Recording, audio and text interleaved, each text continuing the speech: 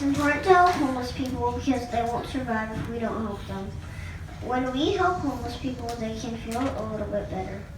$7,225 will send to 40 kids to a week of camp at Gilda's Club Chicago. On behalf of all of the kids that come to Gilda's Club and all the kids that we serve through our school program, thank you. You guys are amazing. And we chose Lindsay's Cancer Research Foundation because our teacher had breast cancer, and you guys helped her fight it. I'm really excited because at the end of this month, I'm traveling to Puerto Rico with Mayor Rahm Emanuel. So I will be taking this money directly to Puerto Rico on your behalf and making sure that it goes directly to a school that we visit while we're out there. So thank you very much for all your help and support.